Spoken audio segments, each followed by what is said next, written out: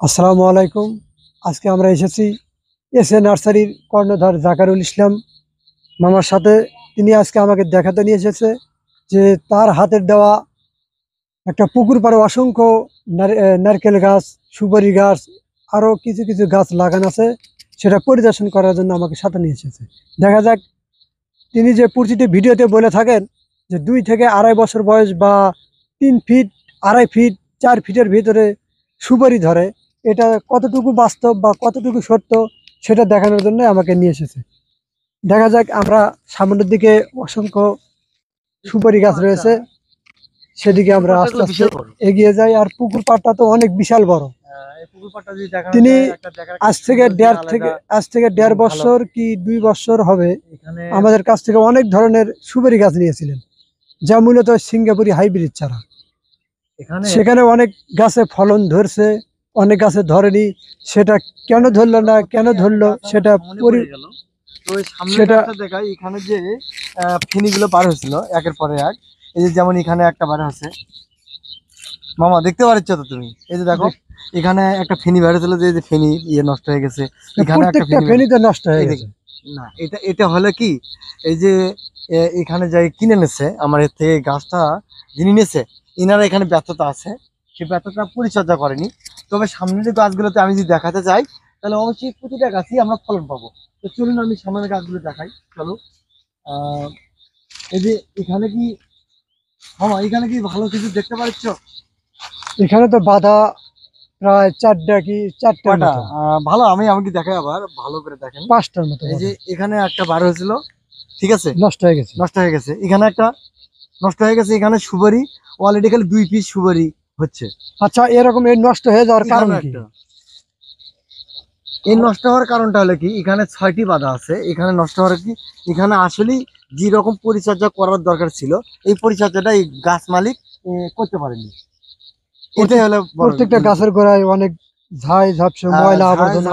এখানে যে একটা খাবারের একটা মেনটেন আছে, একটা ওষুধপাতির একটা মেনটেন আছে। আর এই গাছে আমি দেখাই, এই গাছে দেখো ওই একই অবস্থা, যে এখানে হাতে দেখা যাচ্ছে 2টি বাধা এখানে সুবর্ণ। এই যে এটাতে একটা গাছে না, আমি প্রতিটা গাছেতে এরকম ফলন চলে আসছে, আমি দেখাচ্ছি। এটা অনেকে আমার সাথে তিসকেরি মুল্লুক বলে যে এগুলা খালি ডুপ্লিকেট কথা বলে, কখনো ছোট গাছের সুপারি ধরে না। এগুলো কি দেখা যাচ্ছে এই গাছের অসংখ্য সুপারি, অসংখ্য। আচ্ছা, আমরা যদি এর পরবর্তীতে গাছটাতে যাই, এই একই অবস্থা দেখাতে পারবো যে এখানে যে ফেনিগুলো বার হচ্ছিল, এটা কি শুকে গেছে? এটা কি বাস্তবে? হ্যাঁ, এখানে তো সব ফেনি, অরিজিনাল ফেনি। হ্যাঁ, এখানে ফেনি এই যে গেলে কি নষ্ট হয়ে যাচ্ছে, নষ্ট হয়ে যাচ্ছে। কেননা এখানে পরিচর্যার আসলে এখানে বিঘ্নটা আছে। এখানে যে পরিচর্যা, এখানে আপনি কোনো কীটনাশক মানে ব্যবহার করেন না, এটা আমি এই ভিডিওতেই আমি বলে দেবো। এই ভিডিও দেখলে অবশ্যই সবাই পাবে যে এখানে কি করলে আমরা এই গাছ থেকে ফলাফল ভালো পাবো। এবং একটা ঝাড়ে 25 কেজি ওজন আসবে একটা ঝাড়ে। দেখেন এখানে কটা বাঁধা, তুমি দেখো ঘন ঘন ঘন কটা, 1টা 2টা 3টা 4টা 5টা 6টা বাঁধা। 6টা বাঁধা। 6টা বাঁধার সুপারি আমি একটাও দেখিচ্ছি না, কেননা এখানে পরিচর্যার না হওয়ার কারণে এই বাঁধাগুলোর সুপারি নেই। এটা যদি ঠিক মতো গোড়াটা যদি নিড়ে দিয়ে এখানে একটু পরিষ্কার করতে হবে, নিড়ে দিয়ে ভালো করে এই গাছে খাবার এবং কীটনাশক যদি আমরা ব্যবহার করি, তাহলে এই গাছে প্রতিটা গাছ থেকে আমরা ফলন আনিসিক অনেক ফলন পাবো। আমি এই পুকুর পাড়টাতে পুরো পুকুর পাড়ে ঘিরে এই গাছগুলো আছে। ভাগনা তুমি একটু দেখো আছে নাকি? অসংখ্য গাছ, অসংখ্য গাছ না? আর গাছটা আপনার সবগুলোই ভালো, অনেক মোটা, মানে মোটা তাজা। আর ছোট ছোটতেই অনেক। এই গাছগুলোতে মোটাটা দেখতেই পাচ্ছেন। এখানে দেখেন একই দিনে ওপেন করা হয়েছে গাছ। এই গাছে যেদিন ওপেন করছে, এই গাছে একই দিন ওপেন করছে। এখানে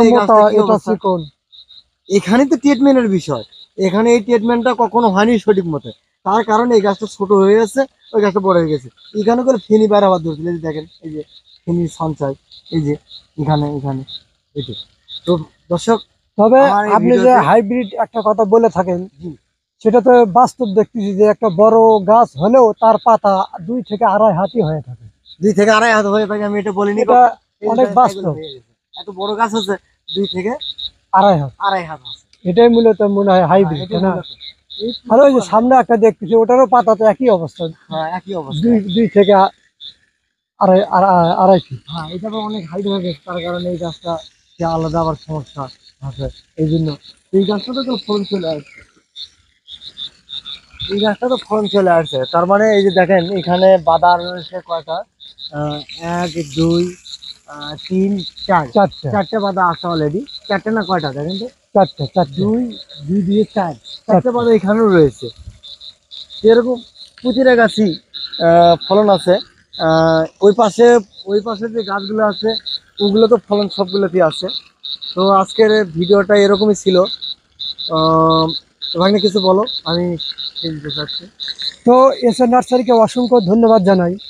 তিনি আমাকে সাথে করে নিয়ে এসেছে, তাই তার নিজ হাতে দেওয়া ওই সুপারির এক পুকুর পাড়ে লাগানো সুপারির এক বাগান, যেখানে অসংখ্য গাছ সারিবদ্ধভাবে লাগানো আছে এবং পরিচর্যাবিহীন যে গাছগুলো তিনি শখের বসে লাগাতে কোনো পরিচর্যা করতে পারে নাই, এটা তার দুর্ভাগ্য।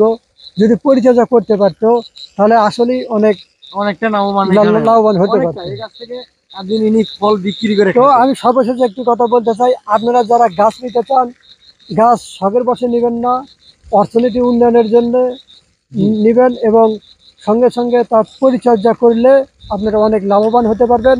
এই আশাবাদ ব্যক্ত রেখে আমাদের এই ভিডিও আজকে এই পর্যন্তই। আসসালামু আলাইকুম।